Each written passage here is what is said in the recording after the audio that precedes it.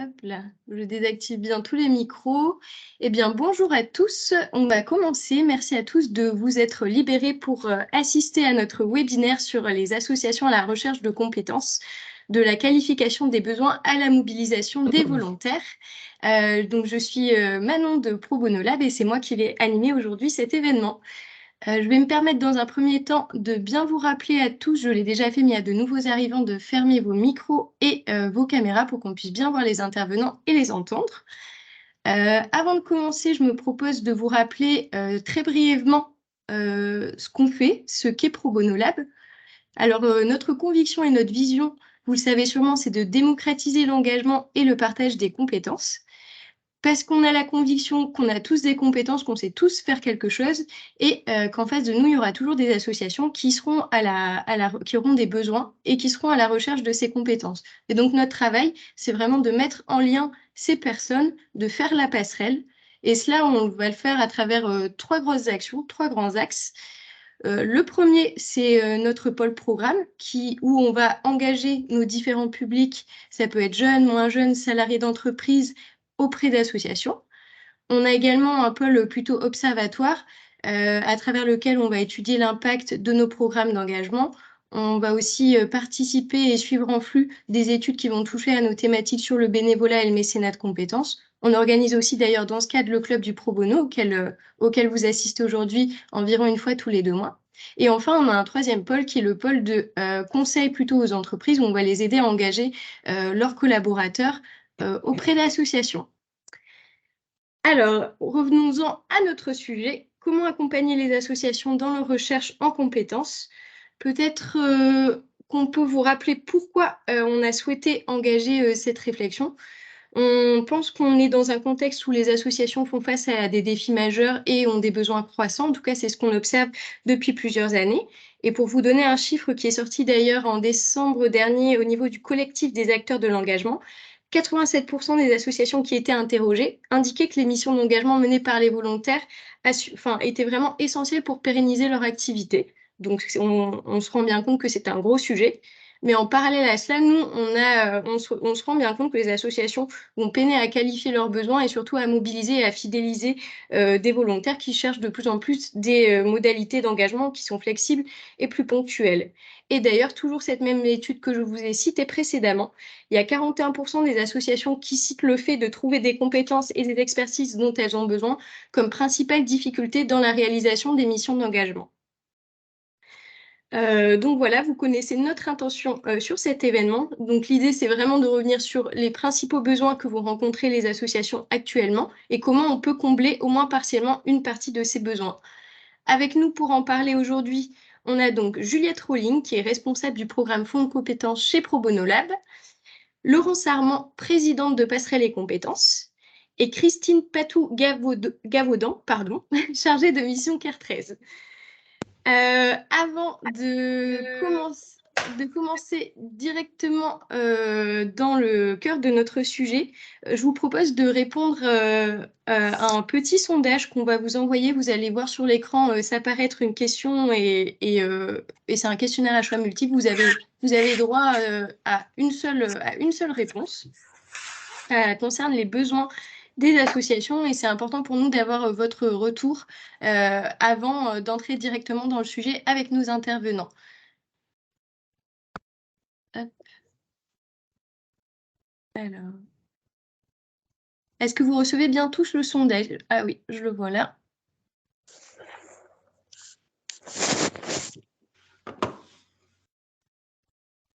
Donc, quel est selon vous le besoin le plus récurrent des associations?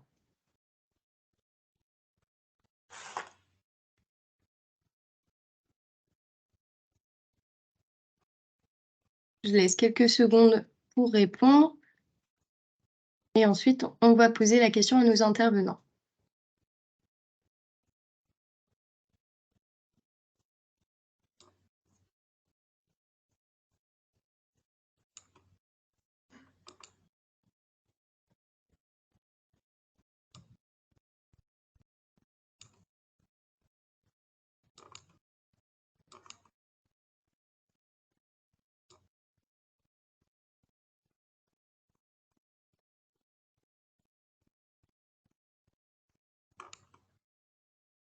Oui, n'hésitez pas, je vois qu'il y a quelques réponses dans le chat, mais si vous avez d'autres réponses non indiquées, c'est le bienvenu. Alors, je vois beaucoup levée de fonds, mécénat financier, j'ai l'impression qu'il prédomine pour le moment. Ok. Bon, on reviendra là-dessus après.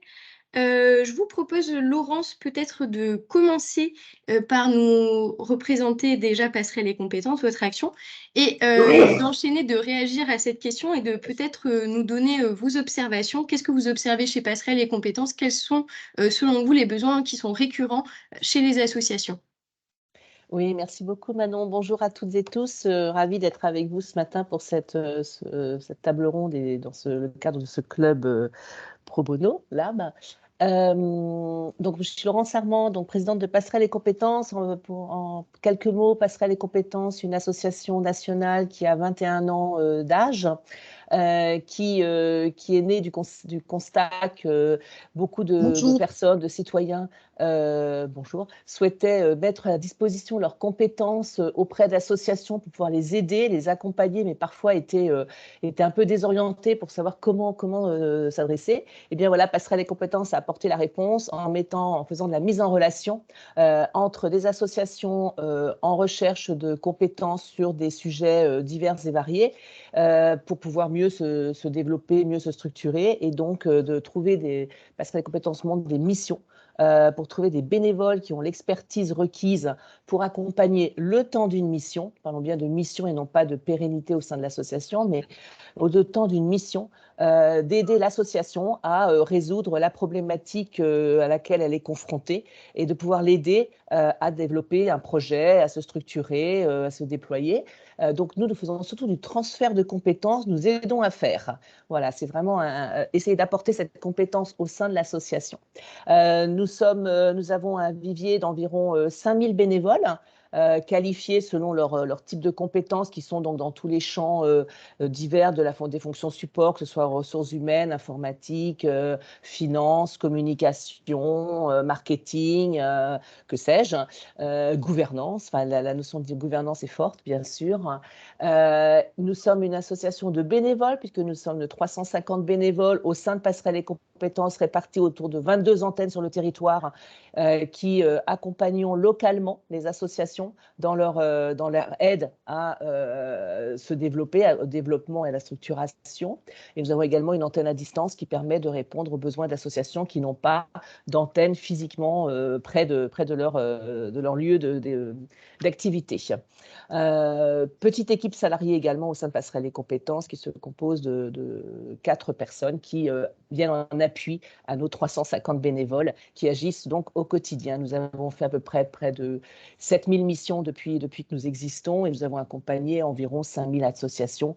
Du champ de la solidarité, c'est un de nos critères d'éligibilité pour accompagner les associations. Nous accompagnons les associations de solidarité et œuvrons aussi dans le développement durable pour pouvoir bien travailler ensemble sur ces problématiques. Alors, et pour répondre et pour rebondir rapidement sur la question posée, je vois qu'une des attentes des associations fait partie effectivement de nos observations. Comme je le disais, nous accompagnons les associations dans multiples problématiques, mais je dirais que 3 problématiques sont récurrentes au sein des demandes des associations. Il y a les problématiques de gouvernance, dont on reviendra peut-être un peu plus longuement ultérieurement. La levée de fonds, la recherche de fonds, effectivement, est un sujet, surtout depuis que le recours aux subventions, les appels à projets, la recherche de fonds est extrêmement complexe et la pérennité des associations est mise en danger. Donc, effectivement, la levée de fonds la recherche de fonds est un véritable sujet de préoccupation des associations. Et nous avons dans un troisième plan qui est assez émergent ces dernières années, qui est autour de la communication.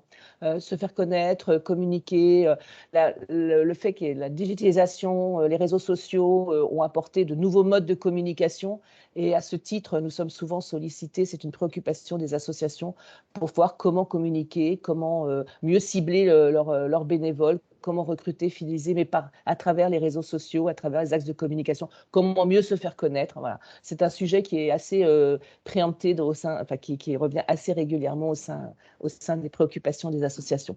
Voilà Manon, j'espère ne pas avoir été trop longue sur le la photographie générale. Et nous reviendrons bien sûr sur l'ensemble de ces problématiques.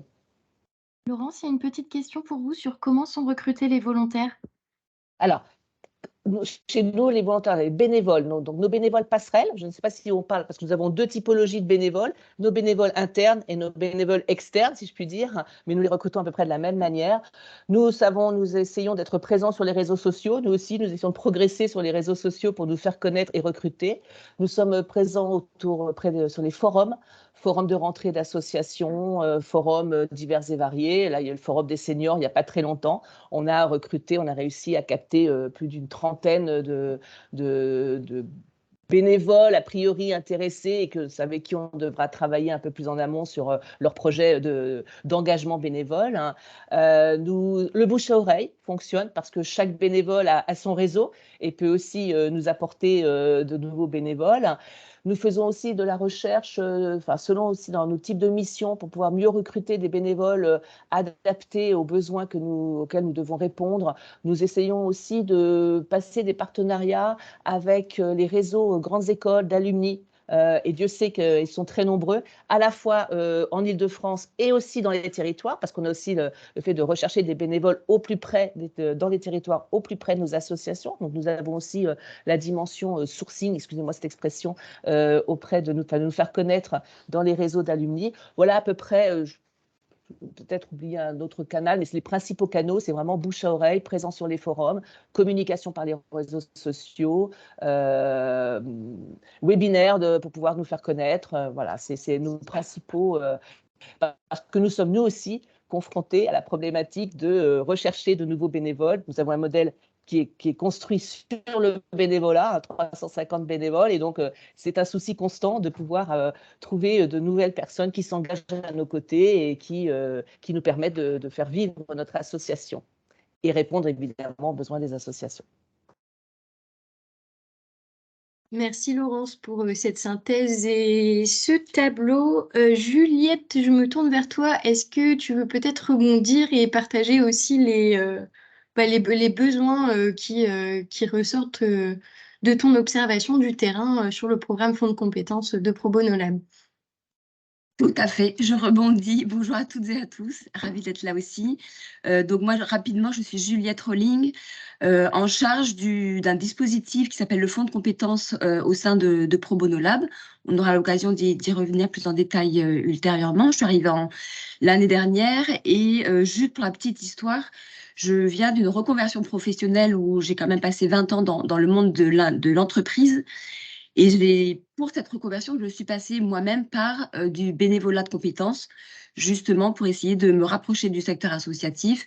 Donc, j'ai un petit peu une vision double parce que je suis passée par cette phase de 10 mois de bénévolat d'accompagnement d'associations qui m'a beaucoup aidée à préciser mon projet professionnel. Voilà, ça c'est pour le contexte.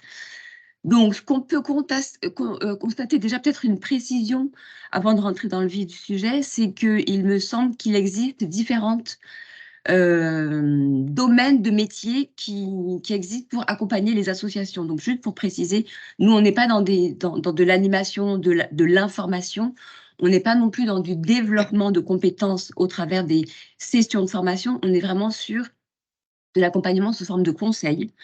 J'ai retrouvé beaucoup de choses que Laurence a pu dire dans la même philosophie qu'on retrouve au lab. On est effectivement convaincu que des compétences sont au sein de la société, que les associations, étant donné le contexte, ont de plus en plus de besoins de compétences. Et le constat initial, c'est quand même de se dire que, avant d'arriver aux problématiques définies, c'est de se rendre compte qu'elles ont du mal à identifier et prioriser leurs besoins. On y reviendra plus en détail derrière, mais en tout cas, c'est quelque chose qu'il faut bien avoir en tête. Elles ont aussi, notamment, nous, on essaie de s'adresser plus à des petites associations, de petites et moyennes associations.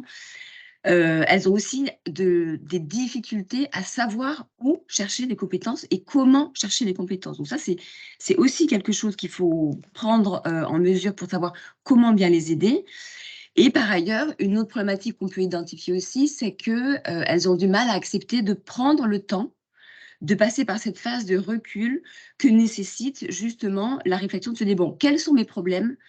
comment je veux les traiter et avec qui je veux les traiter. Donc ça, c'est quelque chose qu'on a constaté sur le terrain qui est assez récurrent.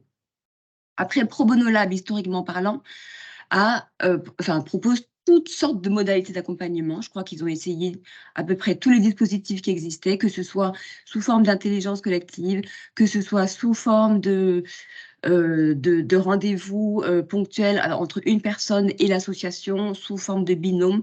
Tout a été possible et énormément de thématiques ont été remontées. Et suite à ça, en fait, après avoir étudié les problématiques de 250 associations qui nous avaient contactés et qu'on a eu la possibilité d'accompagner sur les 10 dernières années, il y avait environ une vingtaine de thématiques récurrentes. Et nous, on a fait le choix de recentrer notre activité sur 4 grandes thématiques qui sont exactement les thématiques que Laurence a évoquées et qui sont exactement les thématiques qui remontent un petit peu dans le sondage. On est beaucoup sur des fonctions support. Donc, ce qui revient effectivement, c'est tout ce qui est recherche de développement et de ressources financières. À travers ça, nous, on a défini des sous-thématiques, on va dire, plus fines. Tout ce qui est communication, bien évidemment, les associations sont rarement outillées et maîtrisent difficilement toute la partie un peu tech de la communication qui s'est beaucoup développée dans le digital. Donc ça, c'est un sujet quand même récurrent. Mais ça passe aussi par une réflexion en amont de la stratégie de communication, par exemple. Tout ce qui est... Alors, nous, on n'est pas allé dans la gouvernance parce que c'est un sujet qui est compliqué et donc je laisserai Laurence en parler beaucoup mieux que moi. En revanche, la problématique liée aux ressources humaines, que ce soit l'organisation même de la structure, que la gestion des bénévoles, la fidélisation des bénévoles et comment j'anime ma communauté bénévole, ça, c'est vraiment des choses qui sont récurrentes. Et le dernier point qui remonte régulièrement aussi, c'est plus des questions liées à la stratégie. Que ce soit le projet associatif, est-ce qu'il est réellement bien posé ou est-ce que l'association pense qu'il est posé et nous, on va se rendre compte qu'il n'est pas forcément suffisamment posé. Et il y a tout ce qui est réflexion stratégique de développement sur un scénario prospectif à 3-5 ans qui remonte assez souvent. Et on se rend compte souvent que l'association va arriver avec une problématique identifiée. Et quand nous, on commence à poser la question, à faire notre diagnostic, on va assez souvent arriver sur une autre problématique qui est plus en amont, en fait. Et une dernière chose avant de conclure ici, c'est qu'il y a aussi la question de la temporalité qui remonte. Alors, ce n'est pas une problématique récurrente, mais en tout cas, c'est quelque chose à devoir prendre en considération. C'est que les associations semblent avoir besoin effectivement d'un accompagnement, enfin en tout cas leurs attentes sur un accompagnement sur le long terme. Or, on sait que tout ce qui est mécénat de compétences en entreprise, on est sur entre 2 à 5 jours maximum de proposés par salarié par an. Donc, on constate une inadéquation aujourd'hui entre les attentes réelles des associations en termes d'accompagnement long terme et ce que potentiellement la société aujourd'hui peut leur offrir. Mais c'est une question, on y reviendra après plus tard. C'est une question qui est intéressante à avoir en tête pour savoir comment on peut répondre à ça. Voilà. Merci beaucoup, Juliette. Christine, je me tourne vers toi. Tu es là pour nous apporter ton point de vue terrain parce que tu as eu la chance d'être accompagnée à la fois par Pro Bono Lab et par Passerelle et Compétences. Du coup, là, je pose vraiment la question de ton point de vue. Toi, quels sont tes besoins les plus récurrents? Si tu devais faire ta liste de vœux au Père Noël, et nous raconter un peu toutes les problématiques types auxquelles tu es confrontée, eh bien, qu'est-ce que ça serait? Je te laisse nous partager ça. Oui, bonjour à tous et merci. Effectivement, je pense que CARE 13 est un grand témoin parce que nous avons eu la chance d'être accompagnés à la fois par Passerelle et Compétences et sur presque tous les dispositifs que Juliette a mentionnés précédemment, proposés par Pro Bono Lab. Donc, on pourra revenir en détail là-dessus. Dans un premier temps, peut-être quelques mots sur l'association, parce que c'est important de comprendre ce que l'on fait pour comprendre nos besoins. Je vais témoigner et je ne peux parler que pour l'association CARE 13. Donc, CARE 13, c'est un acronyme pour Cancer, Aide, Info, Réseau Entrepreneur. Et nous sommes donc une association qui accompagne gratuitement et confidentiellement tout chef d'entreprise, donc commerçants, artisans, agriculteurs, toute personne à son compte qui rencontre des difficultés dans son activité professionnelle à cause de la maladie, essentiellement du cancer, mais pas que, maladies chroniques évolutives, donc sclérose en plaques, AVC, maladie cardiaque. Donc, c'est important de comprendre ce cadre-là parce que notre demande et nos besoins sont vraiment orientés par rapport à ce que nous faisons. Et donc, nous faisons un accompagnement socio-professionnel de ces personnes en activité sur le territoire des Bouches-du-Rhône. Donc, on a construit le fonctionnement de l'association sur un modèle qui était avec un chargé de mission, que je suis désormais. Je suis psychologue à la base, psychologue du travail, et l'unique salarié de l'association. L'association fonctionne avec une cinquantaine de bénévoles qui sont, eux, pour la plupart en activité, à 80%, et qui interviennent au plus près des besoins des personnes que l'on accompagne. Donc, les bénévoles sont vraiment le cœur de l'association et c'est eux qui sont là pour aider et accompagner les personnes. Donc, on a des missions d'information, de conseil, d'écoute et d'accompagnement sur des questions professionnelles.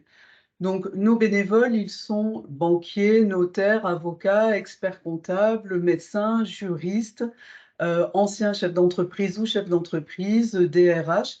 Et ensuite, ça, c'est le cœur qui sont les plus sollicités. Et puis, en tant qu'association, nous, on examine toutes les questions qui nous sont posées. Et donc, on peut aller chercher d'autres compétences par la suite, c'est-à-dire, ces derniers temps, de plus en plus, qu'est-ce que je fais de mon commerce? Comment je vends mon commerce? Et donc, on a eu besoin de personnes pouvant être experts en immobilier, en vente de commerce. On a parallèlement à cela des réseaux et des partenariats avec des organismes qui, eux, sont des organismes voilà, officiels. Donc la CARSAT, l'URSSAF, les chambres de métiers, chambres de commerce, les caisses de retraite, de prévoyance, maladie, dont relèvent les divers indépendants. Mais dans ces cas-là, on a des conventions de partenariat pour avoir un accès privilégié. Donc les bénévoles de l'association, les bénévoles qui sont au cœur de l'association, œuvrent essentiellement pour le bien des personnes que nous accompagnons. Après, on a bien entendu des bénévoles qui sont bénévoles sur l'association, qui font partie du conseil d'administration, du bureau, et qui font tourner l'association en tant que telle, d'accord? Avec la salariée que je suis. Voilà. Donc les besoins, effectivement, les besoins sont de deux ordres, c'est-à-dire il y a les besoins de bénévoles pour faire tourner l'association, et là, ça va être effectivement sur les thématiques que l'on a vues, essentiellement de recherche de financement, puisque en tant qu'association, on a des partenaires réguliers, mais on est toujours à la recherche de financement complémentaires. Et comme ça a été mentionné, c'est vrai qu'il y a de plus en plus des fondations qui ciblent leurs appels à projets, qui sont de plus en plus restrictifs, de plus en plus concurrentiels, et donc on se retrouve dans un mode voilà, de recherche de financement très chronophage. Et c'est là qu'on a eu l'intervention une fois d'un bénévole Passerelle et Compétences, qui était une professeure d'Aix-Marseille Université, qui a travaillé sur la relecture et surtout la réécriture d'un appel à projet qui nous a beaucoup aidé sur voilà, la formulation et la présentation d'un appel à projet. Donc ça avait été très utile.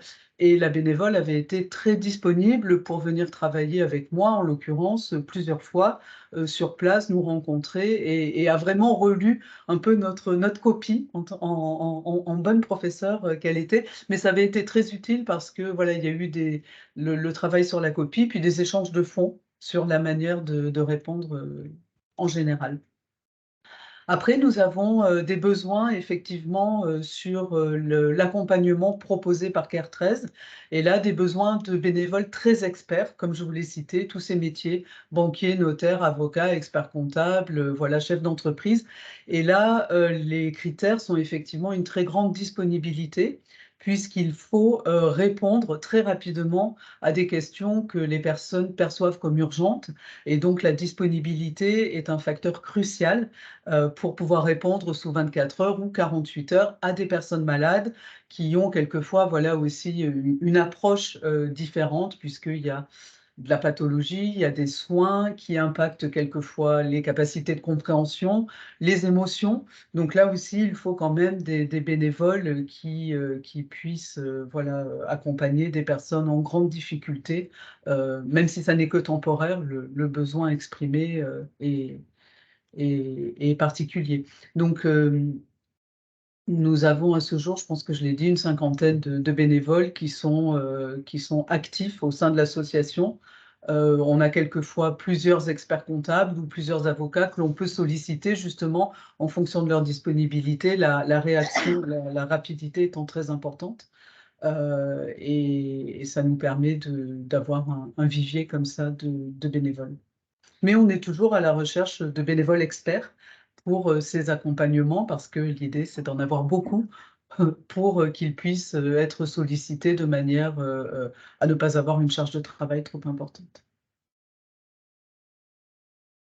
Merci Christine. Beaucoup de besoins remontés, mais parce que c'est aussi le cœur de votre association aussi d'accompagner les bénéficiaires avec des bénévoles. Donc c'est un gros travail, gros challenge.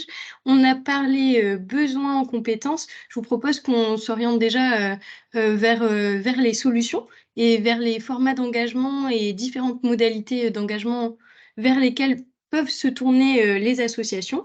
Autrement dit, peut-être le comment. Juliette, est-ce que tu peux nous détailler un peu ça? Alors, tout à fait, je vais essayer parce qu'il y a pas mal de choses à voir éventuellement. Effectivement, quand on parle d'engagement, on sait qu'au sens large, il y a toute forme d'engagement, que ce soit sur une journée, que ce soit sur une heure, que ce soit sur son temps de travail, que ce soit sur son temps personnel. Donc déjà, je vais peut-être faire une petite précision pour être sûr que tout le monde soit au clair là-dessus, c'est que le pro bono, c'est vraiment la réunion de l'engagement d'un salarié sur son temps de travail, ce qui est ce qu'on appelle le mécénat de compétences. C'est vraiment l'employeur qui décide de donner à ses salariés du temps qu'ils vont dédier à une cause d'intérêt général, tandis que le bénévolat de compétences va être exercé par une personne sur son temps personnel. Voilà, donc ça, c'est quand même la distinction à faire, parce qu'en termes de modalités d'accompagnement pour les associations, ça peut avoir un impact. Nous, à Pro Bono Lab, on a, en termes d'accompagnement et de positionnement qu'on a choisi, on a deux axes principaux. C'est d'une part, aider et accompagner les associations à effectivement passer par cette phase de qualification de besoins et prioriser leurs besoins. Donc ça, je reviendrai plus tard comment on fait. Et l'autre côté, c'est effectivement de les aider et de simplifier et faciliter l'accès qu'elles peuvent avoir justement aux compétences. Donc, en fait, on fait exactement le même travail que fait Passerelle les compétences, avec d'une première phase d'analyse de la problématique des associations et leur faire gagner du temps derrière en allant chercher, nous, les bons volontaires.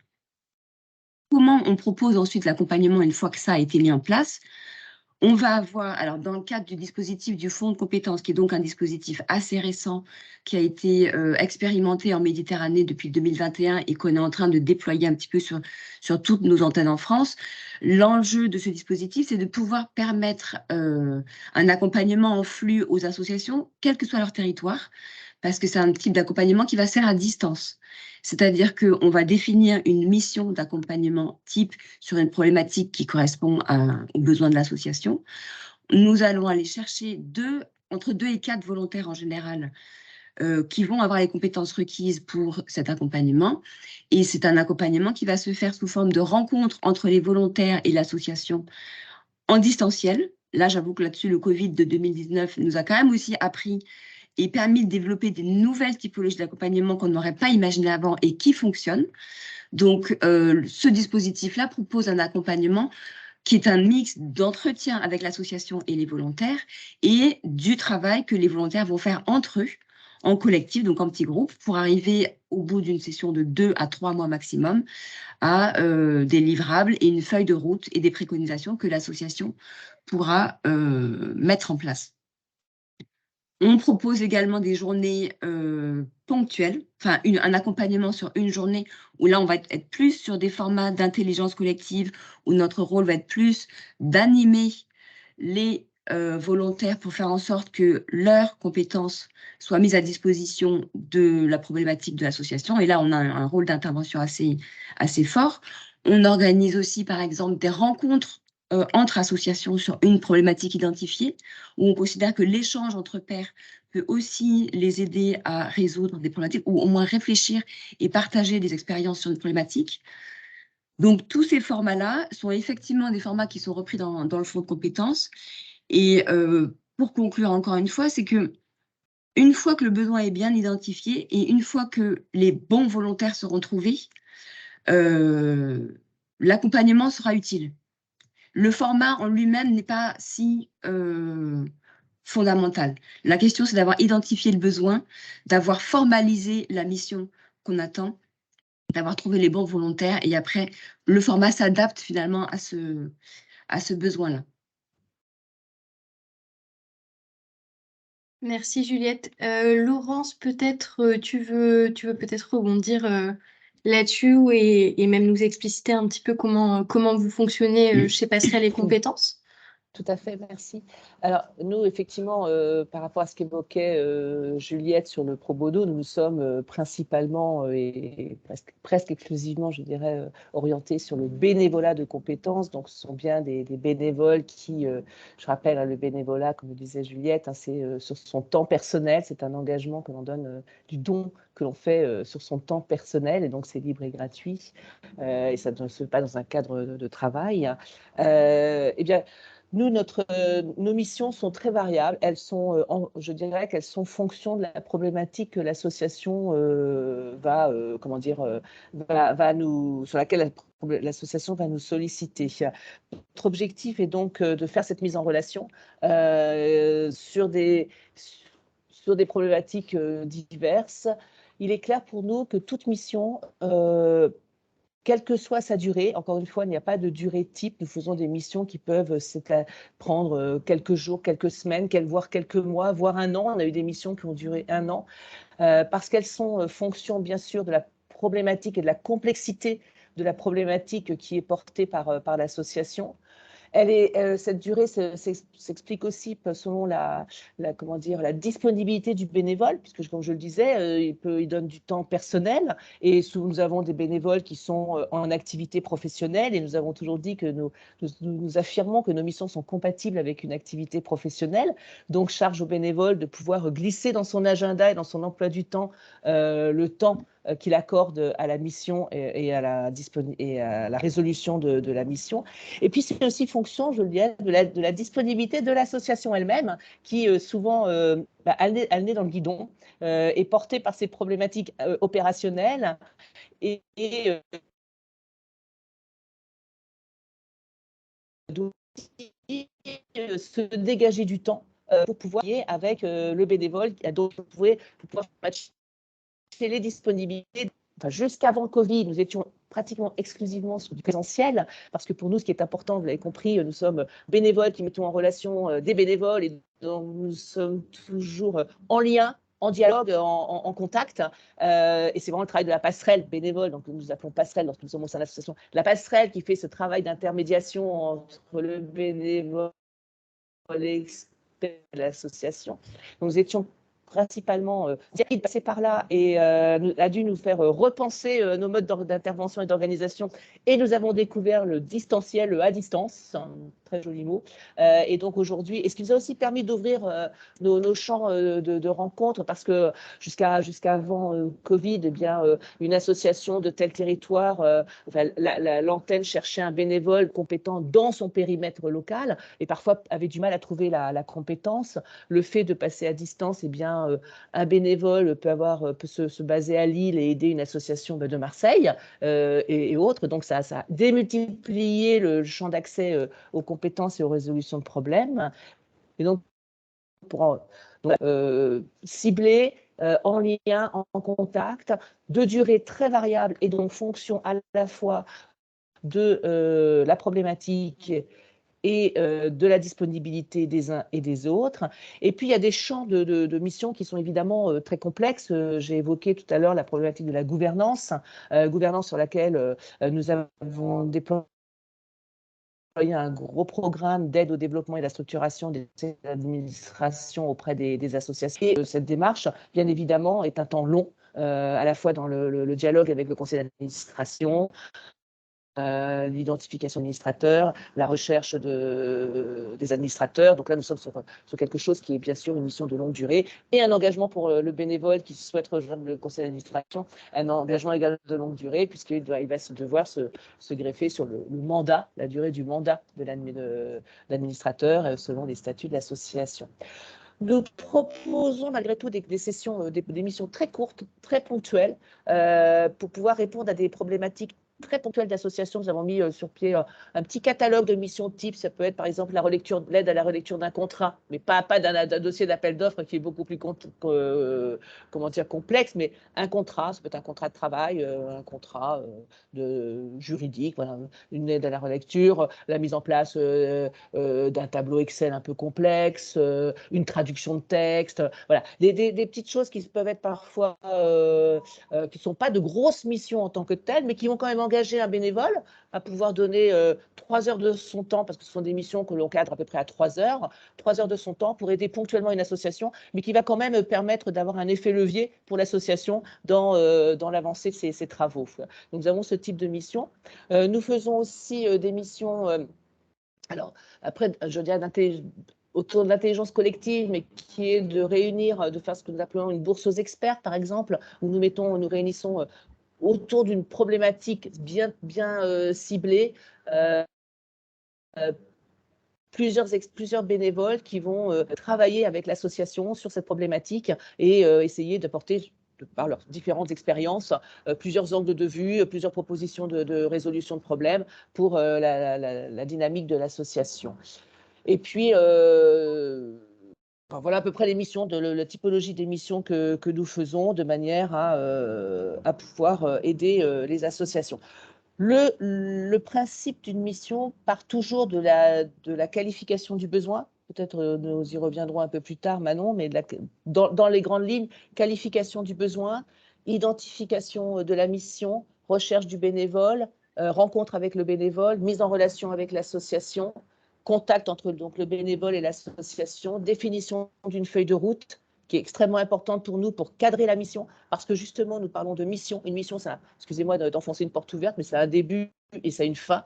Mais donc, il est important qu'elle soit bordée par une feuille de route qui est co-construite entre le bénévole qui va faire la mission et l'association demandeuse, de manière à se mettre d'accord à la fois sur le livrable, les modes opératoires, parce que selon la mission, il peut y avoir différents modes opératoires, interview, rencontre, table ronde, travaux, échanges, enfin voilà, à peu près donner les grandes lignes du mode opératoire. Une estimation de la durée, et là, bien évidemment, on n'est pas au jour près par rapport à tout ce que je disais précédemment, parce que le calendrier peut faire qu'on a estimé la charge de la mission à X semaines ou X mois, et puis les agendas, les disponibilités, les difficultés rencontrées font que la mission sera un peu plus longue que ce qui avait été présupposé. Mais pour autant, il y a quand même une durée estimée qui est importante. Et ceci permet de suivre, tant pour le bénévole que l'association, le bon déroulement de la mission et le cadrage de la mission, avec également pour la passerelle qui a créé cette rencontre et créé cette mission, le fait de pouvoir suivre la mission, de pouvoir être en interaction avec et le bénévole et l'association pour s'assurer que tout se déroule bien, de pouvoir être aussi un point de contact s'il y a un souci, ça peut arriver entre bénévoles et associations parce que d'un seul coup, il y a une divergence de vue ou un problème de communication ou bien une attente de l'association qui dévie un peu par rapport à la mission estimée, prévue, ou bien une disponibilité du bénévole qui devient un peu plus distante et donc plus complexe. Donc bref, nous restons en point de contact de manière à pouvoir réguler, aider, accompagner et résoudre, si besoin, la problématique entre le bénévole et l'association. Donc nous sommes vraiment sur cette dynamique flexibilité, souplesse, réactivité et suivi, ce qui est extrêmement important pour nous. Merci Laurence et Juliette, c'est super clair. Christine, est-ce que tu veux peut-être réagir à ça? Est-ce que tu t'y retrouves dans les formats qui ont été évoqués? Est-ce que tu as déjà pu bénéficier de ce type d'accompagnement? Qu'est-ce qui a fonctionné? Qu'est-ce qui a aussi peut-être moins bien fonctionné et moins répondu à ton besoin? Est-ce que tu peux nous parler de tout ça? Oui, merci. Comme je vous l'ai dit, CARE13 a une longue expérience de relation avec Passerelle et Compétences et Pro Bono Lab. Donc, pour Passerelle et Compétences, c'est vrai que ça n'a été qu'une seule fois. Donc, la mission que j'avais évoquée plus tôt de relecture d'un dossier, d'une réponse à un appel à projet. Et puis, avec Pro Bono, du coup, nous avons là vraiment débuté par un accompagnement individuel qui avait été réalisé à l'époque par Laurent, que je vois là et que je salue. Donc, ça avait été une mission d'accompagnement avec un diagnostic sur les besoins de l'association, justement, sur le fonctionnement, sur la stratégie, les méthodes de communication. Donc, ça avait été un diagnostic très complet qui nous avait permis de revenir vers le conseil d'administration et de présenter un peu voilà, cet état des lieux fait par l'extérieur sur les forces, les faiblesses, donc tous les outils d'analyse propres à la stratégie et à l'organisation en elle-même. Donc ça avait été le point de départ. Et par la suite, du coup, nous avions pu intégrer une session d'intelligence collective. À l'époque, ça s'appelait un marathon. Je ne sais pas si vous le faites toujours, mais ça a été une journée mémorable où nous avons été de 8 h du matin à 16 h face à tout un groupe d'experts, de bénévoles de chez Pro Bono. Il y avait donc des personnes représentant l'association CARE13 face à une dizaine d'experts dans différents domaines. On a travaillé toute la journée sous forme d'ateliers collectifs et ça a été pour nous une première rencontre et on a dit waouh, c'est impressionnant parce qu'on n'en revenait pas qu'il y ait autant de bénévoles qui puissent s'intéresser à l'association tout d'un coup et qui partagent avec nous leur expérience. Donc certains étaient plutôt dans le domaine de la santé, puisque les bénévoles avaient été regroupés en fonction de l'appétence qu'ils avaient pour ce que faisait l'association CARE13. Donc on avait des gens plutôt experts dans le financement de projets liés à la santé, d'autres plutôt dans le domaine associatif, d'autres sur la gestion de l'activité. Et pendant toute la journée, on a été vraiment grillés pour savoir mais comment vous le faites, comment vous allez le faire, qu'est-ce que vous avez fait, qu'est-ce que vous avez prévu, où est-ce que vous allez chercher tout ça. Et ça nous a vraiment transformés parce que ça a été la possibilité pendant toute une journée de confronter ce que l'on avait envie de faire, ce que l'on faisait, avec des questions d'experts. Donc ça a été très utile. À la suite de ça, d'ailleurs, une personne bénévole dans le groupe Marathon s'est proposée et a continué à travailler avec nous. Donc ça a été une superbe aventure parce que quelqu'un a bien aussi voulu voilà, donner du temps en dehors de ce marathon pour devenir bénévole pour l'association. Donc ça a été très, très, très intéressant pour nous. Ce qui nous a permis de créer des contacts aussi donc, avec l'équipe de Pro Bono, ce qui est important parce que cette relation de proximité, de confiance, et je confirme ce qu'ont dit Laurence et Juliette, les associations, on n'a pas toujours le temps de s'intéresser à nos propres besoins. Et on a besoin d'être en confiance, de pouvoir décrocher le téléphone avec quelqu'un que l'on connaît, qui nous connaît, et de dire, écoute, voilà, c'est juste un coup de fil rapide, mais j'ai besoin de ça. Une fois, il m'est arrivé de parler à Laurent, de dire, bah tiens, on a monté un événement, il nous manque 2000 €, et il m'a dit, mais pas de problème, je passe un coup de fil, et je pense que je vais pouvoir t'aider. Et croyez-le ou non, en 10 minutes, il est revenu vers moi, il m'a dit, oui, j'ai une association, enfin, une entreprise qui va pouvoir t'aider à boucler ton financement pour ce projet. Et c'est vrai que c'est cette proximité, la possibilité d'échanger un peu au jour le jour sur qu'est-ce que tu fais, où tu en es. J'aurais jamais moi-même pensé à venir vers eux, vers Pro Bono Lab, pour faire cette demande-là. Donc la proximité et l'échange continu en ange gardien, j'allais dire, de voilà un peu de surveillance sur ce que fait l'association, elle est bien parce que nous, on ne pense pas toujours à revenir. On a aussi bénéficié donc d'un demi-marathon. Donc le demi-marathon étant une demi-journée. Et là, on l'a eu avec une entreprise qui a donc mis à disposition une vingtaine de personnes. Donc des membres de l'association sont aussi allés à la rencontre de l'entreprise. C'était organisé sur un autre département que les Bouches-du-Rhône, et donc on est allé dans le 84. Et là, voilà, la même chose. On a pu confronter nos modèles, nos questions, nos besoins sur des personnes de cette très grande entreprise qui ont pu nous faire des retours aussi très pertinents en nous questionnant. Donc ça a été plutôt voilà, un questionnement expert sur ce que l'on faisait, les possibilités et aussi des conseils. Pourquoi est-ce que vous ne faites pas ça? Pourquoi est-ce que vous n'explorez pas ça? Nous, si on était vous, on aurait fait ça. Donc ça a été très enrichissant. On a aussi eu donc la possibilité de bénéficier du fonds de compétences et donc ça nous a permis de pouvoir faire parvenir, après analyse des besoins et rédaction de fiches, une demande qui a abouti puisque nous avons une bénévole qui depuis 2 ans a intégré l'association grâce au fonds de compétences et qui intervient, elle, plus pour l'accompagnement des personnes, des bénéficiaires de l'association.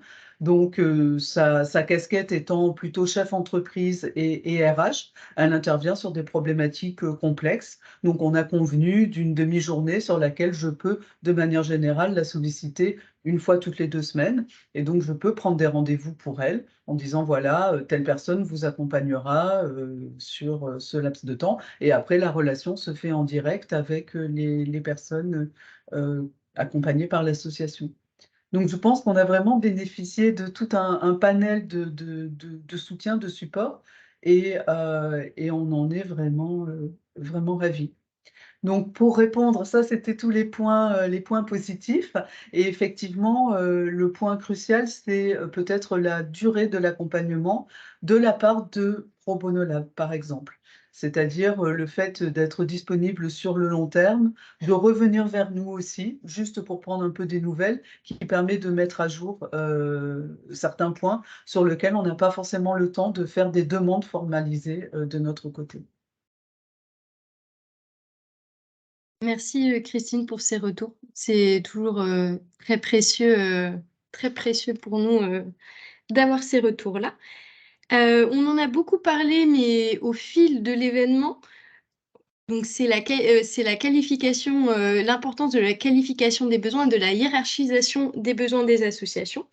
Il y avait 15% des associations qui citaient en 2021 d'ailleurs la hiérarchisation des besoins de mission, la formulation des missions et l'identification de leurs besoins de mission comme des difficultés et des freins rencontrés dans le recours à l'engagement.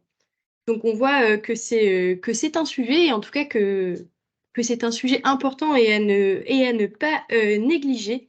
Donc Laurence, je vais me tourner vers toi. Pourquoi les associations ont besoin d'aide pour diagnostiquer leurs besoins en accompagnement et en quoi est-ce une réelle plus-value? Je vous propose de faire efficace sur cette question parce que je vois que l'heure tourne et voilà, j'ai vraiment envie qu'on ait quand même du temps pour prendre des questions, du temps aussi voilà, pour bien développer ça. Donc voilà, ayez bien l'heure en tête, essayez de faire simple et concis là-dessus. On va essayer d'être rapide et concise, Manon. Effectivement, la qualification du besoin, c'est indispensable et c'est je veux dire, une bonne qualification de besoin et la promesse d'une mission réussie. À partir du moment où on trouve le bénévole expert qui pourra répondre, bien évidemment. Alors, nous avons un principe chez Passerelle et Compétences, nous fonctionnons toujours en binôme, nous sommes toujours deux. Donc, nous allons à deux à la rencontre d'une association qui nous a sollicité. Et là, c'est un temps de dialogue pour pouvoir écouter. Nous aimons comprendre l'association, écouter l'association, réfléchir avec elle et donc la questionner. Nous allons avoir un temps de questionnement. On va parler de diagnostic, mais c'est plus du questionnement, de l'écoute, du dialogue pour identifier le besoin, comprendre dans quelle perspective il s'inscrit, quel est l'objectif cherché, quelle est l'attente de l'association.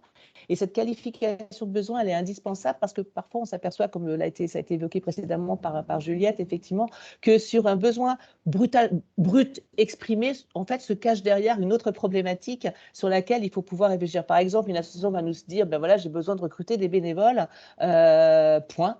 Et en fait, quand on creuse la question de savoir, mais finalement, quel est votre objectif? Comment vous organisez-vous? Qu'est-ce que vous attendez des bénévoles dans le cadre de votre mission? J'en parle sur une question d'organisation. C'est pour ça que parfois, l'association n'a pas pris ce temps de se poser, de réfléchir, de voir comment accueillir le bénévole, pour quel type de mission, pour quelle plus-value, etc. Donc, le fait de forcer l'association pendant un temps dédié à discuter, à dialoguer, à réfléchir, permet de bien qualifier l'association. Nous avons des allers-retours réguliers, c'est-à-dire qu'une première rencontre peut déboucher sur une deuxième rencontre qui ira encore plus préciser le besoin. Et donc, cette qualification du besoin, elle est indispensable parce que ça permet encore une fois aussi d'avoir la mission d'une manière plus précise, plus détaillée, plus affinée et du coup de mieux cerner le profil du bénévole que nous allons rechercher. On va chercher un juriste, mais pas n'importe quel juriste, quelqu'un expert sur un domaine.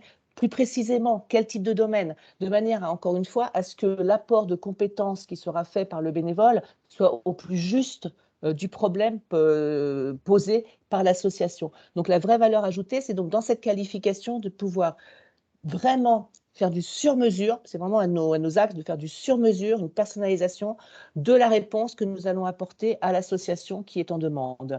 Vraiment. Idem pour les problématiques de gouvernance qui sont une association nous dit voilà, il faut nous chercher des administrateurs pour renouveler notre conseil d'administration. Bien, on va droit à l'échec. Si on ne passe pas par une phase vraiment structurante d'analyse du conseil d'administration, de diagnostic du conseil d'administration, d'identification des profils recherchés, pourquoi, pour porter quel projet associatif, pour apporter quelles compétences au sein du conseil d'administration, si ce temps dédié n'est pas abouti, eh bien la recherche d'administrateur ne sera pas efficace et risque d'être conduire à l'échec avec un administrateur avec qui la greffe, entre guillemets, ne prendra pas au sein de l'association. Nous avons vraiment donc ce temps de diagnostic qui est extrêmement important, de manière à définir la mission, à définir le profil du bénévole recherché et ensuite d'aller chercher le bénévole qui soit le plus en adéquation avec la mission et l'attente portée par l'association. Donc vraiment, c'est de la clarification de besoins qui est extrêmement importante. C'est l'efficacité de la mission qui est en jeu. Et de l'apport de solutions qui sera donné à l'association qui est en jeu. Et donc, nous sommes vraiment sur ce ping-pong, si je puis dire, mais un ping-pong, en douceur, en bienveillance, de questionnement, et puis comme le disait aussi Juliette et Christine, de donner aussi ce temps de réflexion à l'association, de pouvoir prendre ce temps de réflexion, d'échange, de dialogue, et de manière à pouvoir identifier, cerner et organiser la mission qui sera encore une fois, sur un temps qui n'est pas défini en tant que tel, enfin, qui n'est pas modélisé. C'est un temps long, c'est un temps moyen, c'est la réponse, ça sera la réponse aux besoins apportés par l'association. Donc vraiment, du dialogue, de l'échange, de la clarification, de manière à mieux répondre, encore une fois, c'est un gage d'efficacité et de bonne réponse aux besoins apportés par l'association. Je ne sais pas, j'espère ne pas avoir été trop longue maintenant. Merci Laurence. Non, c'était parfait, très clair, très concis. Juliette, il me semble que ce dont Laurence a parlé, c'est totalement un plaidoyer commun. Enfin, c'est un plaidoyer qu'on partage avec Pro Bono Lab. Est-ce que tu as des choses à rajouter peut-être sur ce qu'a dit Laurence ou... Alors, en effet, on est totalement sur la même longueur d'onde sur cette vision de l'importance de la qualification du besoin. Peut-être juste pour compléter, préciser que aussi le fait de prendre ce temps-là, même si derrière ça n'aboutit pas à une mission, c'est déjà quelque chose qui est valorisable et qui est intéressant pour l'association. Donc le diagnostic en tant que tel apporte déjà quelque chose à l'association. Que effectivement, comme Laurence l'a dit, la pertinence et la finesse du diagnostic qu'on va pouvoir poser va effectivement être un garant de la réussite ou non de la mission et savoir si effectivement c'est le bon moment pour l'association. C'est-à-dire qu'on peut avoir un besoin identifié, mais considérer que ce n'est pas le bon moment parce qu'on voit par exemple qu'au côté association, il n'y aura pas forcément les ressources ou les capacités en interne de mettre en œuvre la mission, enfin les préconisations qui déboucheront de la mission. Donc, c'est aussi notre rôle et c'est quelque chose qui n'est pas, c'est un exercice qui n'est pas facile à faire parce que les associations, quand elles nous contactent, déjà, sont souvent un peu dans l'urgence. Donc là, c'est notre rôle aussi de dire, nous ne sommes pas là pour traiter un problème urgent. Nous sommes là pour traiter un problème important, mais non urgent. Et potentiellement, ça nous arrive très souvent d'ailleurs de les renvoyer sur passerelle et compétences quand on décèle qu'il y a des besoins d'accompagnement plus longs et plus personnalisés que ce que nous, on est en mesure de proposer. Donc, c'est un exercice qui est crucial et qui n'est pas facile parce que ça peut aussi secouer un peu les associations. Il faut qu'elles soient en état de pouvoir recevoir tout dans la bienveillance, bien entendu, mais de pouvoir peut-être entendre des questions qu'elle ne s'était pas posées, qu'elle n'avait peut-être pas forcément envie de se poser. Donc, c'est un échange très, très constructif, mais qui peut ouvrir des portes qui n'étaient pas forcément, qui n'avaient pas été anticipées auparavant. Voilà, je pense que c'est comme ça que je peux compléter, je pense. Merci Juliette. Christine, est-ce que tu veux réagir à ce qu'a dit Juliette et Laurence? Est-ce que tu te retrouves là-dedans? Est-ce que pour toi c'est important d'avoir ce diagnostic des besoins et qu'est-ce que ça t'apporte? Oui, je confirme tout à fait que au sortir de la journée marathon, on a dit, ben, quelle rencontre avec l'intelligence collective. Ça a été fructueux et je suis tout à fait d'accord avec ce que vient de dire Juliette. C'est un peu un choc parce que on n'a pas l'habitude d'être face à et d'avoir un retour sur la manière dont on fonctionne, sur les difficultés qu'on pourrait rencontrer, sur voilà, la remise en question de notre mode de fonctionnement. De nos outils, de notre viabilité, de notre modèle économique. Bref, tout ce questionnement-là a été très, très, très important, surtout qu'il y a eu des pistes. Il n'y a pas eu seulement un diagnostic, il y a quand même eu des pistes qui ont pu être mises en place avec ou sans le soutien de Pro Bono derrière, de Pro Bono Lab. Donc ça a été très intéressant. Et du coup, c'est aussi un outil de communication dont on a besoin par la suite. Nous, dans notre cas, le diagnostic a été formalisé par un rapport dont on a pu se servir pour aller vers le conseil d'administration, pour en discuter, pour soulever des problèmes.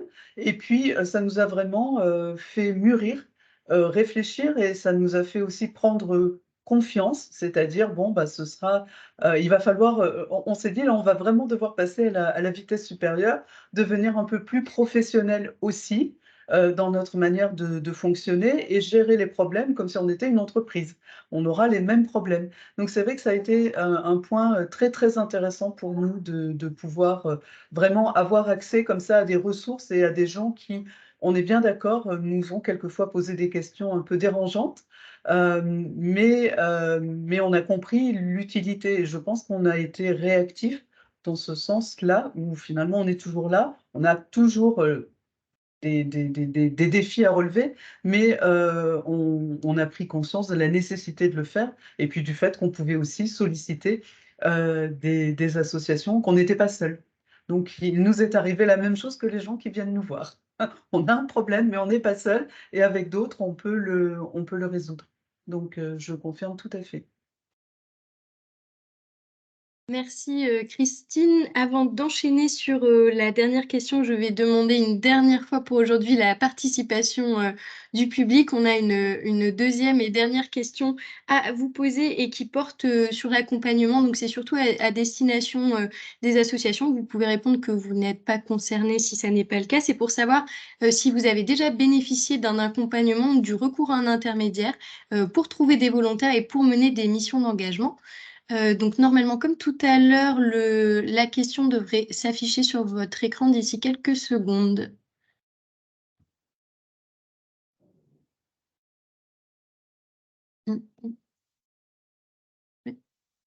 Regardez de mon côté. Hop là. Bon. Je le vois toujours pas. Bon, c'est pas grave. On va enchaîner sur la question suivante et ça devrait apparaître. Et quand ça apparaît sur votre écran, n'hésitez pas à répondre, mais tout en écoutant bien sûr nos interlocuteurs parce que ce qui va suivre va être très intéressant. Alors, pour terminer donc cet événement, j'aimerais savoir, en conclusion un peu de tout ce qu'on s'est dit, comment peut-on accompagner au mieux les associations et quels sont selon vous les ingrédients pour qu'une mission soit réussie? Juliette, je te propose de commencer. Alors, vaste question, vaste réponse. Je vais essayer d'être très brève. Les ingrédients pour garantir un accompagnement réussi. Bon, on l'a déjà dit, cette phase de qualification du besoin, je n'y reviens pas, mais elle est cruciale. Et la deuxième phase qui me paraît cruciale aussi, c'est effectivement le rôle qu'on a, nous, dans la vérification de la bonne prédisposition de l'association. Là, on parle de tout le travail qui est fait en amont d'un accompagnement. Et c'est ce qui va nous permettre de dire oui ou non, on propose un accompagnement parce que tous les ingrédients, toutes les conditions sont réunies pour qu'une fois que l'accompagnement est lancé, ça se passe bien. Ça passe par s'assurer, par exemple, que l'association va avoir de la disponibilité pendant l'accompagnement, parce qu'il va y avoir des temps d'échange réguliers. Si les volontaires n'ont pas de possibilité d'échanger et de se nourrir des réponses que l'association pourra leur fournir, ils ne pourront pas avancer ou potentiellement ils iront dans la mauvaise direction. Il y a donc effectivement aussi cette capacité, on s'assure, nous, de la capacité de l'association à vouloir ouvrir le champ des possibles. On va peut-être déboucher sur des voies qu'elle n'avait pas du tout imaginées. Ça, c'est quelque chose qui est important à vérifier. Il faut garder en tête aussi que, en tout cas, nous, dans le type d'accompagnement qu'on propose, les volontaires qui interviennent, qui accompagnent l'association, ne font pas le travail à la place de l'association. C'est-à-dire qu'on n'est pas sûr de la création de contenu pour des stratégies, pour des plans de com, par exemple, où le volontaire va lui-même rédiger les messages, les publier sur les réseaux sociaux, etc. On n'est pas sur, par exemple, la réponse à un appel à projet. On est vraiment sur une prise de hauteur, des préconisations avec une feuille de route et effectivement des livrables très concrets qui sont attendus derrière, mais il faut s'assurer aussi que l'association derrière soit en mesure de mettre en place ces préconisations. Ça, c'est un des prérequis très importants. Là où je pense qu'on apporte énormément aux associations, c'est dans cette question d'accessibilité aux compétences. Comme on le disait un petit peu en introduction, les associations n'ont pas forcément la connaissance de savoir quel type de dispositif existe en termes d'accompagnement, quel type de compétences sont disponibles et où les chercher. Donc, cette question d'accessibilité est très importante. Il y a la question également du gain de temps, parce que vous, association, vous devez le savoir quand vous cherchez vous-même des compétences, quand vous devez vous-même rédiger des missions pour les poster sur différentes plateformes qui existent, qui permettent de mobiliser des volontaires. C'est chronophage. Ça demande aussi une certaine compétence de savoir bien formuler son besoin et bien formaliser une fiche mission. Donc nous, ça c'est le travail qu'on propose de faire pour les associations. On va nous-mêmes rédiger les fiches missions, on va nous-mêmes publier les fiches missions et faire cette première phase d'entretien et d'échange avec les volontaires pour s'assurer que le volontaire correspond effectivement aux attentes de la mission. Et après, on va faire la mise en relation et on va poser le cadre. Et ça, c'est très important pour qu'une mission soit réussie. On n'arrive pas toujours, je vais être transparente avec vous, on a des missions qui n'aboutissent pas. On va perdre les volontaires en cours de route, on va perdre parfois même les associations en cours de route. Donc, la question de la posture et de la responsabilisation, aussi bien côté association que côté volontaire, est très importante. Et ça n'est qu'une structure intermédiaire qui peut poser ce cadre, qui peut rappeler le cadre et qui peut s'assurer effectivement au fil de l'accompagnement que le cadre est maintenu et respecté. C'est les points essentiels que je vois. En tout cas, nous, c'est l'ambition qu'on s'est donnée, c'est les enjeux auxquels on essaye de répondre aujourd'hui dans le cadre du fonds de compétences. Et Juliette, Laurence, est-ce que tu vois d'autres choses à ajouter? Quels sont tes ingrédients à toi, ceux que tu as en tête pour que la relation aussi association volontaire se passe bien? Parce qu'il y a la question de mobilisation des volontaires, mais on peut parler aussi parce que c'était pas forcément l'objet direct de l'événement aujourd'hui, mais il y a aussi cette question de fidélisation. Comment mettre en place une relation saine et qui fonctionne bien? Alors, je dirais que pour nous, un des prérequis, enfin, qui est très important, mais c'est de l'écoute. Beaucoup d'écoute et d'adaptabilité de la part de nous-mêmes, Passerelle. Hein, quand nous allons rencontrer une association, nous avons tout le temps disponible pour écouter l'association. Et donc, cette écoute est fondamentale parce que c'est la base d'un dialogue et la base d'une construction et d'un partenariat, d'une collaboration qui soit active et qui soit pleine et entière et efficace. Notre but est bien d'aider l'association, de l'aider à se développer, de l'aider à se structurer, de l'aider à porter son projet associatif pour mieux servir ses bénéficiaires. Donc, nous sommes vraiment là en soutien aux associations qui nous sollicitent. Donc, beaucoup d'écoute pour pouvoir, encore une fois, et ce mot est important pour nous, c'est de faire poser les bases d'une mission qui est vraiment du sur-mesure. Nous faisons du sur-mesure en fonction de la problématique de l'association, de son besoin et de ses attentes. Donc, beaucoup d'écoute, beaucoup d'adaptabilité et de souplesse. Mais cette adaptabilité, cette souplesse, elle doit aussi, et je rejoins Juliette, s'exprimer de la part de l'association qui doit aussi avoir du temps disponible pour qu'une fois qu'une mission est faite, enfin est lancée, pardon, eh bien que le bénévole qui va intervenir au sein de l'association puisse avoir une possibilité d'écoute, de réponse, d'attention de la part de l'association qui est en demande. Parce que si on envoie un bénévole lancer une mission, s'investir dans une mission et qu'il n'a pas d'interlocuteur, c'est d'abord très frustrant pour le bénévole qui a souhaité s'engager. Et puis c'est dommage pour l'association qui passe à côté d'une opportunité de mission. Donc l'adaptabilité, elle est fondamentale, avec également ce qu'on a évoqué tout à l'heure, le cadrage d'une mission par le biais d'une feuille de route. Ça, c'est important parce que ça pose bien les bases de la relation et de ce qui est délivré et de ce qui est attendu. Mais on reste quand même si on a le sentiment de poser un cadre, une feuille de route, etc., on reste quand même très souple, très à l'écoute encore et très en capacité d'adaptation aux contraintes des uns et des autres. Donc ça, c'est extrêmement important. Cette feuille de route et ce suivi, c'est aussi un moyen, tu l'évoquais maintenant, de fidéliser aussi les bénévoles qui nous font confiance et qui souhaitent s'engager auprès d'une association, parce que nous sommes aussi garants du plaisir que va avoir le bénévole à faire dérouler sa mission, à agir auprès de l'association, à délivrer le savoir-faire qu'il peut transmettre à l'association. Donc ça, c'est extrêmement important. Et puis, il faut également s'assurer que, au-delà de la disponibilité de l'association, parfois, selon la typologie de la mission, s'assurer qu'il y a capacité d'accueillir au sein de l'association le bénévole qui va se déplacer pour pouvoir venir travailler avec tel ou tel interlocuteur de l'association. Donc vraiment écoute, adaptation, notre ingrédient principal, le sur-mesure, parce que nous faisons une aide personnalisée, même sur des typologies de missions qui pourraient paraître similaires, eh bien l'accompagnement ne sera pas le même de la part du bénévole, parce que les contours de l'association, la manière de fonctionner de l'association n'est pas la même, et donc on va s'adapter. Voilà, donc vraiment adaptation sur mesure, 2 points clés et suivi, évidemment. C'est pas parce qu'on a lancé une mission qu'on se désintéresse de la chose. Le suivi qui est important, tant vis-à-vis du bénévole qui s'engage que de l'association qui est en demande. Parce que nous avons, à la fin d'une mission, nous posons évidemment, nous envoyons un questionnaire et nous avons un échange avec le bénévole et l'association pour avoir le retour d'expérience de l'un et de l'autre, pour savoir quelles sont les clés de réussite de la mission, les points de difficulté qui ont pu avoir lieu, comment on aurait pu peut-être mieux appréhender la mission, peut-être, parce qu'à la fin de la mission, on peut peut-être s'apercevoir que les prérequis, il manquait quelques prérequis ou quelques ingrédients qu'on n'avait pas identifiés au départ. Voilà. Donc, c'est toujours de l'amélioration continue pour nous grâce à ces retours d'expérience.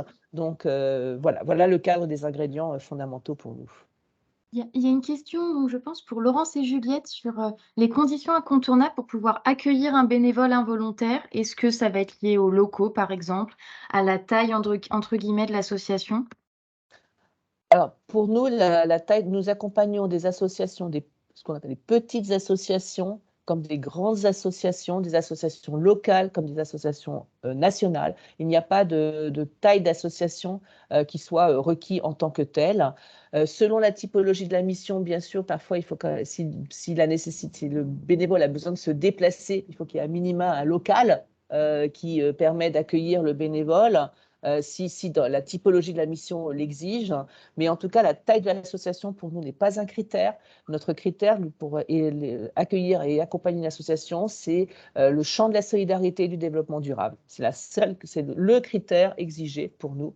La taille nous accompagnons de petites associations comme de très grosses associations, et au contraire, nous faisons des missions tout à fait similaires pour les uns comme pour les autres, et nous avons le même niveau d'expertise pour les uns comme pour les autres. Ceci n'est pas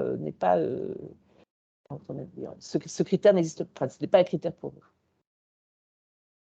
nous. Peut-être juste pour compléter ce que dit Laurence, nous, on a très peu de critères également, si ce n'est quand même peut-être une petite différence par rapport à Passerelle et compétences, c'est qu'on demande à ce qu'il y ait au moins l'équivalent de 2 ETP, enfin 2 temps plein, que ce soit en salarié ou en bénévole, parce qu'on considère que sinon, il y a des risques qu'il n'y ait pas les ressources humaines en interne pour mettre en place, déjà pour suivre l'accompagnement et pouvoir mettre en place la feuille de route. Donc, c'est vraiment juste s'assurer que la structure est suffisamment solide, entre guillemets, avec quand même un petit peu de ressources humaines et également en termes de solidité financière.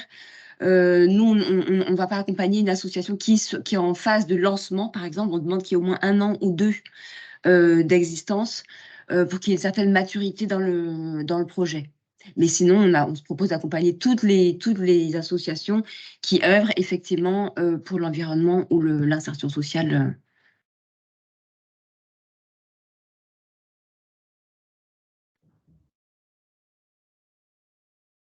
Merci, merci Juliette.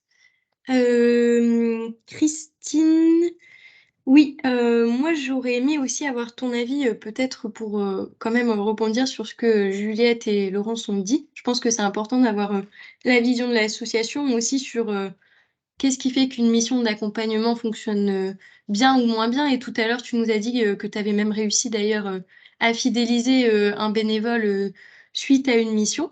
Donc, de ton point de vue, quelles sont les bases à poser? Quels sont aussi, côté association, les ingrédients essentiels pour réussir à mener à bien une mission d'accompagnement réussie?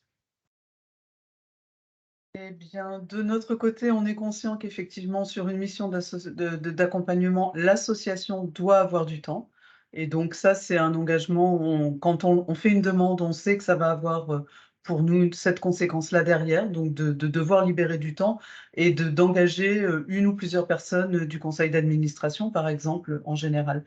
Après, de l'autre côté, ce qui est essentiel pour nous, c'est que Pro Bono ou Passerelle puissent répondre rapidement, de manière transparente. Et ça, c'est des deux côtés, par contre. On donne des infos et on parle de manière transparente. Ça va pas. Là, on n'y arrivera pas, ou là, on a vraiment ce problème. Donc, la transparence de l'un et de l'autre dans le discours. Et puis, vraiment, bah, c'est ce qui a été dit, c'est-à-dire de l'écoute pour qu'elle est au plus proche des besoins. Parce que je pense que, voilà, nous, effectivement, du temps, on n'en a pas beaucoup. Et donc, si on a l'impression qu'on ne nous comprend pas, et c'est pour ça que nous, on a le devoir d'être clair quand on communique avec vous, de parler cash et de vous dire, voilà, ça, c'est ce dont on a besoin et de telle manière, possible, pas possible. Mais après, c'est vraiment de coller aux besoins et de nous dire si c'est pas possible. Donc, voilà, pour moi, c'est vraiment les points clés, quoi. Merci Christine. Super. Eh bien, c'est parfait. Il nous reste une bonne quinzaine de minutes pour prendre les questions si vous en avez. Euh, hop là. Je ne sais pas s'il y avait des questions tout à l'heure aussi auxquelles on n'a pas répondu. En tout cas, n'hésitez pas à les mettre dans le chat ou même à prendre directement la parole. C'est le moment.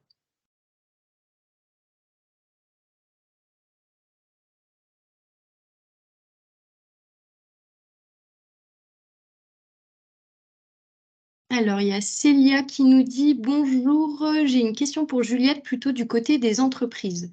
Combien de temps de mécénat de compétences les entreprises offrent-elles en moyenne à leurs salariés? Est-ce suffisant selon vous? Alors, effectivement, ça, je l'ai abordé rapidement en début de discussion. Je crois que la moyenne nationale aujourd'hui, enfin en tout cas en 2021, on était à 2 jours par an. Sachant que c'est évidemment plus les grosses entreprises qui sont dans ce type de chiffre-là et que les PME sont encore vraiment en phase de réflexion, ne serait-ce que sur leur stratégie de RSE, stratégie d'engagement des collaborateurs. Donc, pour répondre à la question, on n'a pas tant de jours disponibles que ça. 2 jours par an. S'ils sont faits par tous les salariés, c'est fantastique. On sait très bien que ça n'est pas du tout le cas. Donc, c'est un temps relativement court. Sachant, si je peux me permettre, Juliette, parce que nous sommes aussi, enfin, nous accueillons parfois nous avons la chance d'avoir des personnes en mécénat de compétences au sein de Passerelle des compétences. Il y a des dispositifs de mécénat de compétences qui sont parfois possibles sur du temps long, puisque jusqu'à 2 voire 3 ans, qui sont souvent des mécénats de fin de carrière, c'est-à-dire des personnes Tout à fait. qui sont en fin de carrière et qui font un tremplin vers la retraite en faisant, par le biais de leur entreprise qui signe ce type de convention, bien sûr, des dispositifs mais c'est longue carrière et donc ça permet à l'association d'accueillir.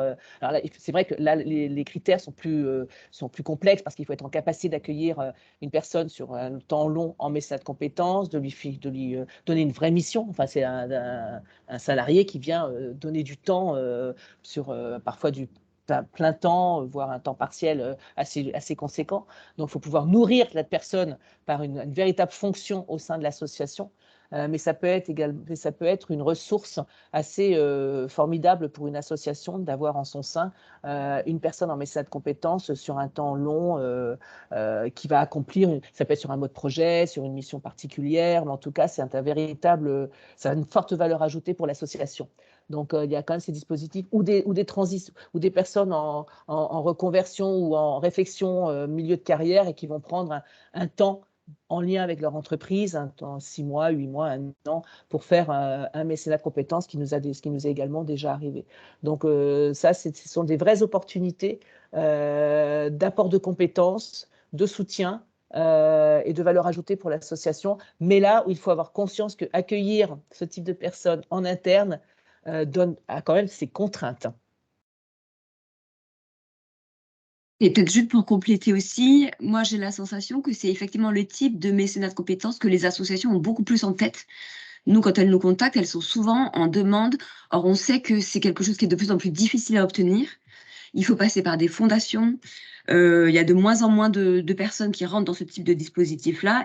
Et effectivement, quand une association peut en bénéficier, je pense que c'est une énorme chance dans la mesure où l'intégration côté association se passe bien et côté mécénat de compétences, il faut aussi une certaine capacité à s'acculturer à l'environnement associatif parce qu'il peut y avoir aussi parfois des petits décalages de vision qui ne sont pas faciles à gérer.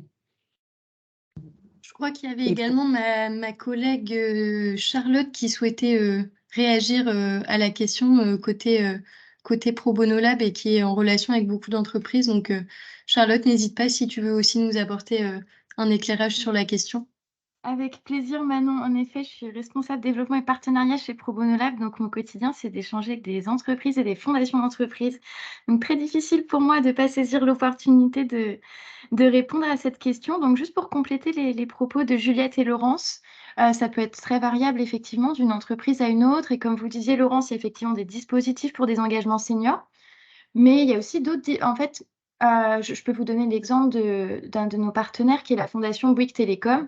Donc, il y a un nombre de jours qui est accordé à tous les collaborateurs, mais il y a aussi des jours en plus qui vont être proposés aux collaborateurs qui souhaitent s'insérer dans un dispositif d'engagement plus poussé.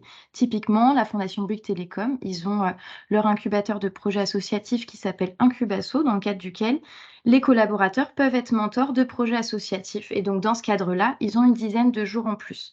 Donc, en fait, au-delà en plus disons, du cadre de base, qui est effectivement en général de 2-3 jours, comme le disait Juliette, il peut y avoir des dispositifs complémentaires pour les collaborateurs les plus motivés, les plus engagés.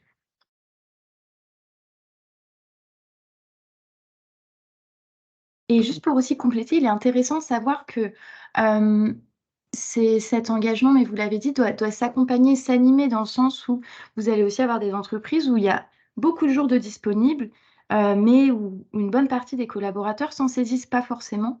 Peut-être qu'ils n'ont pas la connaissance, peut-être qu'ils n'ont pas forcément toujours, ils n'arrivent pas à dédier de temps pour ces projets.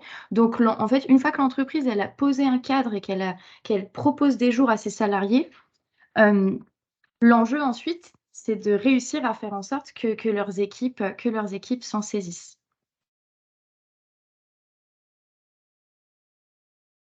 Laurence, j'avais l'impression que tu voulais compléter peut-être, Non, mais non, non, non, mais parce que non. je voyais la remarque d'Alice dans le chat qui demandait si on accueillait des personnes en mécénat senior et je voulais répondre oui, Oui. nous accueillons chez Passerelle les compétences pour accueillir des personnes en mécénat de compétences seniors. Voilà, donc c'était simplement un point de remarque.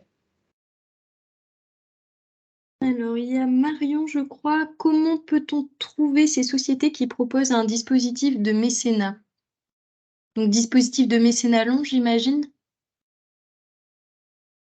Mécénat de compétences long? Je ne sais pas qui veut répondre, Juliette, Laurence ou même Charlotte. Je ne suis pas sûre d'avoir bien compris la question, j'avoue. Si c'est Comment effectivement peut- comment une Comment association, sourcer des associations Ouais. de sociétés? Si je peux me permettre, du coup, si je comprends bien votre question, Marion, c'est voilà, comment est-ce que en fait une association, elle sait quelle entreprise propose un dispositif d'engagement ou pas? Typiquement, en travaillant avec des intermédiaires tels que nous, notre rôle justement, c'est d'assurer ce lien entre les besoins d'une association et les possibilités d'engagement qu'il peut y avoir en face, que ce soit au niveau des citoyens ou au niveau des entreprises. Et donc, de vous éviter d'avoir à faire, disons, ce travail de benchmark, d'identification des entreprises qui proposent des dispositifs. Après, plus précisément, pour ce qui est de dispositifs de mécénat de compétences seniors, vous avez beaucoup de grosses entreprises en fait qui proposent ces dispositifs. Pour en mentionner quelques-unes, il me semble donc qu'il y a Orange, BNP, mais voilà, aussi d'autres. La plupart en fait des grands groupes ont un dispositif d'engagement pour leur profil senior. N'hésitez pas à vous rapprocher de nous si vous souhaitez qu'on vous partage d'autres noms pour que vous puissiez les contacter. Et vous avez aussi justement ces entreprises qui permettent à leurs salariés de s'engager, travaillent soit généralement avec des intermédiaires, soit aussi donnent à voir et communiquent autour de ce dispositif parce qu'elles aussi, du coup, elles ont besoin d'aller à la rencontre d'associations qui ont des besoins pour pouvoir permettre à leurs salariés de s'engager. Donc, rester en veille aussi, c'est un bon moyen de voir quelle entreprise se lance ou pas dans le dispositif. et pour compléter peut-être aussi ce que tu dis, Charlotte, j'ai la sensation que les entreprises qui se lancent dans le développement du mécénat de compétences ne sont pas forcément aussi au clair à savoir où trouver les associations et comment prendre contact avec elles. Donc, il y a aussi ce rôle dans l'intermédiation de cette mise en relation entre, selon le choix le type de mission qui intéresse l'entreprise, ça leur permet aussi de gagner du temps, de passer par des structures comme Passerelle Compétences ou Pro Bono Lab.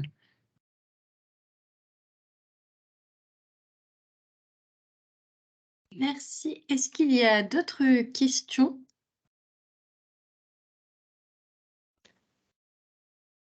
Avait l'air très intéressé pour être bénévole. Nous sommes tous très intéressés par les bénévoles. Donc, en ce qui concerne Pro Bono Lab, ça peut être de nous contacter directement via notre site. On a un espace pour les volontaires et on peut se contacter directement après.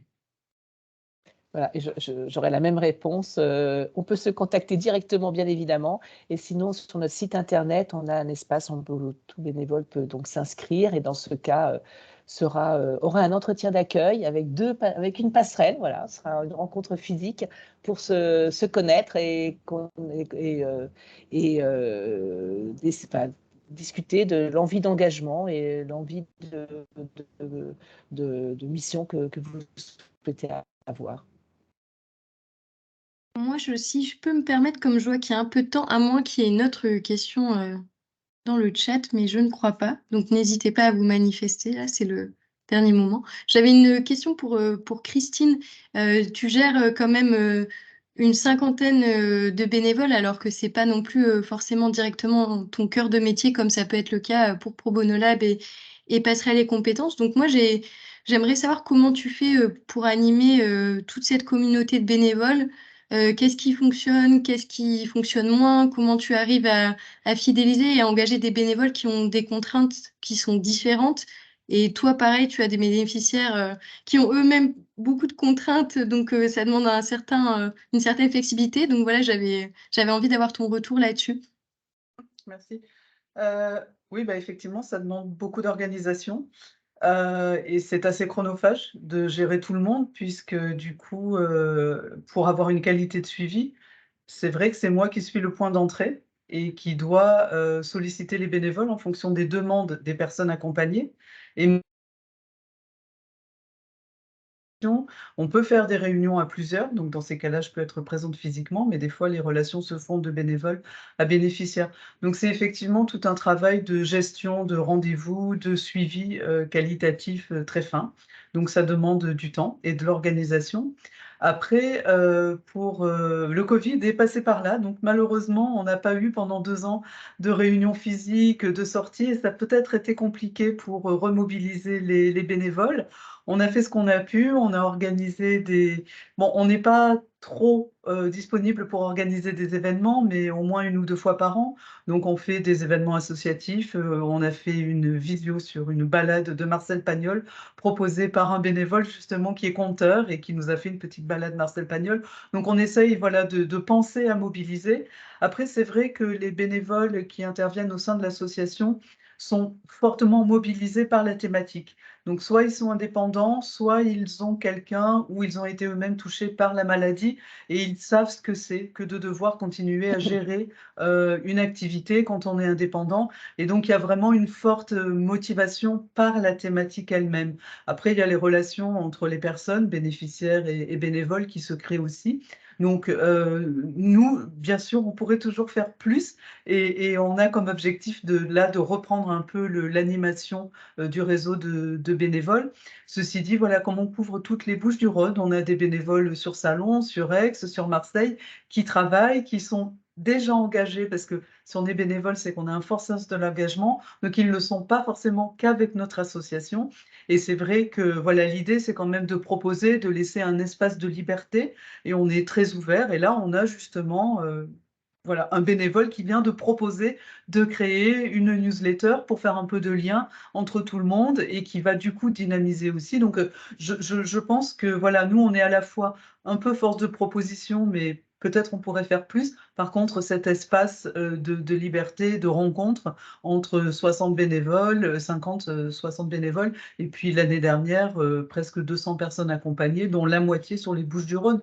Donc, il y a la possibilité aussi de s'emparer de cet espace-là que nous, on soutiendra de toutes nos possibilités aussi en tant qu'association. Mais je confirme que oui, c'est un gros travail de suivi. Merci Christine. Je vais donc clôturer l'événement. Bah, merci à mes 3 intervenantes, en tout cas pour ces échanges qui ont été très riches. Vous trouverez le replay de l'événement pour ceux que ça intéresse sur la chaîne YouTube de Pro Bono Lab et il y aura aussi un compte-rendu qui sera fait par écrit. Avant de clôturer, je me permets peut-être de vous donner les prochaines dates et les prochains rendez-vous du club du Pro Bono.